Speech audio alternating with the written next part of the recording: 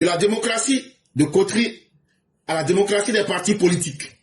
Un enjeu de conquête démocratique en enjeu de démocratie pluraliste. Réussir à transformer en parti politique, au sens démocratique du terme, nos partis, qui sont pour le moment, à en juger les faits, des coteries, c'est-à-dire des partis de personnes et de clientèle, et non pas des partis politiques au sens démocratique du terme, c'est-à-dire des partis créés à partir des catégories socio-professionnelles et culturelles de la société civile, des partis idéologiques et des masses représentant les intérêts et les tendances d'opinion. En démocratie, là, on dit c'est la voix du peuple. Simple, tout le monde comprend. Ça veut dire le peuple doit pouvoir s'exercer. Mais le peuple, c'est qui? Le peuple, ce sont les différentes couches socio-professionnelles. Ça veut dire ceux qui sont dans la société et qui travaillent. Est-ce que leurs intérêts sont représentés? La démocratie, c'est aussi les catégories culturelles. Est-ce que notre culture sent ses intérêts menacés ou ses intérêts promus? La démocratie, c'est aussi des partis qui fonctionnent sur des idées. Et ces idées-là représentent les intérêts et les opinions des uns et des autres. Or, chez nous en Côte d'Ivoire, les différents partis politiques là, on suit d'abord un homme. C'est ce qui fait que nos partis politiques, quand bien même que nous dirions, je préfère le subjonctif, quand bien même que nous dirions que nous serions en démocratie, on n'est pas véritablement en démocratie. Parce que si toi tu supportes un parti politique d'abord à cause d'un homme, et tu oublies toi-même tes intérêts, tu oublies que toi-même tu es un être pensant qui peut avoir des idées, tu oublies que tu dois défendre tes intérêts socio-professionnels, culturels, tu dis d'abord qui est le chef de ce parti? C'est donc un parti politique qui est calqué sur l'image d'un homme, l'amour d'un homme. Ou bien, nous on est dans le parti politique là, parce que nous là, nous on est en train de défendre d'abord notre intérêt, ça va d'abord nous on mange. Nous on mange plus haut. C'est comme ça. Tu es en train de faire du clientélisme. Et c'est ça nos partis politiques. S'ils ne sont pas en train de calquer l'amour d'un homme, ils sont basés sur le clientélisme, le groupe d'intérêt privé.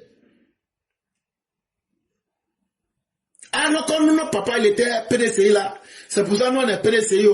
Nous on va pas à notre parti, nous on va rester dans ça. Aucune idéologie, aucun intérêt, aucune tendance d'opinion. L'opinion là, c'est quand toi-même tu réfléchis sur quelque chose et puis tu décides, tu dis voilà ce qui m'arrange.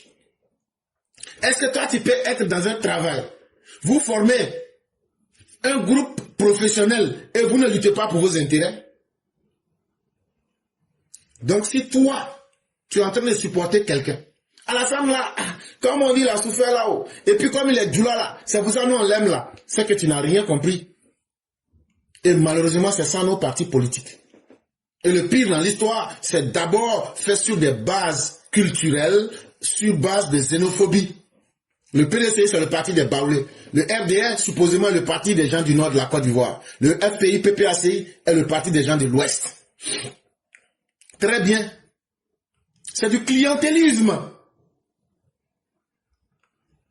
On prend l'ethnie pour marchander l'existence du parti politique. Ah non, les gens de l'ouest là, un vrai homme de l'ouest n'a jamais abandonné le FPI.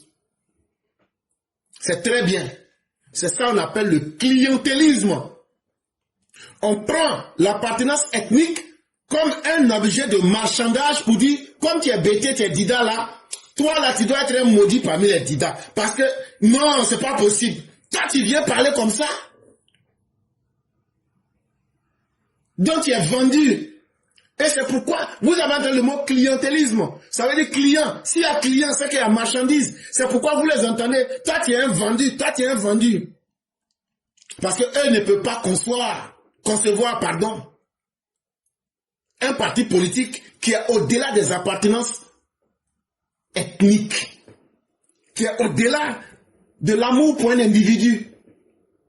Or, pour qu'il y ait une bonne démocratie, il faut que le peuple lui-même, là, il soit capable de se détacher des humains, des personnes.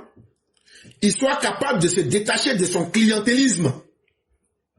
Et qu'il soit capable véritablement d'aller dans un parti ou bien d'exercer dans un parti politique sur la base de ses opinions propres à lui en tant qu'individu.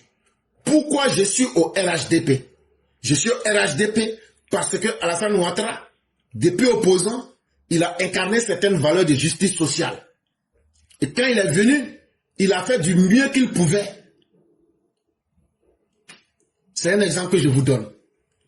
Et ça, c'est mon opinion.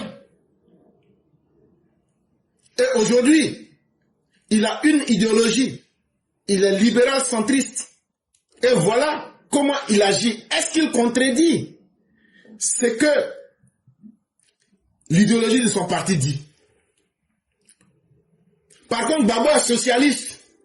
Mais vous, les gens du PPACI, là, venez nous dire les actes socialistes que Gbagbo a posés. Il est devenu supposément panafricain. Venez nous dire les actes de panafricanisme qu'il a posés. Il n'y en a pas. Il n'a posé aucun acte de panafricanisme. Il n'a posé aucun acte de socialisme. Il ne fait que faire du vagabondage idéologique. Il ne fait que du traficotage de la réalité, de la manipulation. Il ne fait que du clientélisme. Il va là où ses intérêts l'arrangent. Et il ne fait que la promotion de sa personne. Si ce n'est pas lui, le parti doit disparaître. Il est devenu un homme Dieu pour eux. On fait le culte de sa personne. Donc toutes ces caractéristiques que je vous donne là, si toi tu es dans ça, c'est que c'est toi-même qui as le problème de la démocratie.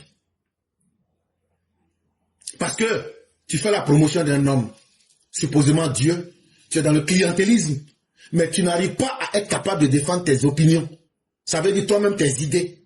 Tu n'arrives pas à défendre les intérêts idéologiques et tes intérêts socio-professionnels et culturels. Et c'est ça qui fait que notre démocratie est affaiblie. Parce que c'est nous, individuellement, qui formons les différents partis politiques par nos soutiens. Mais est-ce que nos soutiens-là, c'est fait sur la base des catégories socio-professionnelles pour représenter leurs intérêts? Est-ce que c'est fait sur la base d'idéologies qui représentent les intérêts? Et aussi, est-ce que c'est fait sur nos opinions raisonnées? Si tu réponds à ces questions-là, non, c'est que toi-même, là, tu n'aides pas la démocratie. Et si chacun de nous répond non, là, ça veut dire qu'on doit se revoir, on n'aide pas la démocratie. C'est vrai, on peut accuser les politiciens, mais c'est parce qu'eux voient ça dans nos yeux qu'ils font ça. Donc, c'est à nous-mêmes aussi de comprendre que c'est nous qui faisons la démocratie. Tous nos problèmes en nos jeunes démocraties pluralistes semblent venir de cette déconnexion sociale de nos partis politiques, qui sont, de ce fait, en réalité des coteries, utilisant la société civile comme une ressource politique. Une clientèle à laquelle ces coteries imposent des mots d'ordre, un instrument dont elles se servent dans la lutte pour le pouvoir et qu'elles ne servent pas. Et tant que nous serons des marionnettes qui n'allons pas défendre nos propres intérêts, qui n'allons pas comprendre que c'est nous-mêmes qui devrons utiliser nos opinions pour juger les hommes politiques, on ouvre donc la porte aux hommes politiques de pouvoir nous manipuler en nous lançant des mots d'ordre. C'est nous qui devenons maintenant la clientèle des hommes politiques. Donc c'est nous qui devenons la marchandise des hommes politiques. Et eux vont en profiter. Ils vont utiliser la société civile comme une ressource politique. Ils vont vous utiliser comme des objets, vous transformer en clients et puis vont vous vendre la mauvaise idéologie. Ils vont vous vendre leurs rêves. Ils vont vous vendre les mots d'ordre. Ils vont vous utiliser comme des instruments pour atteindre leur lutte politique. Mais ils ne vont jamais vous servir.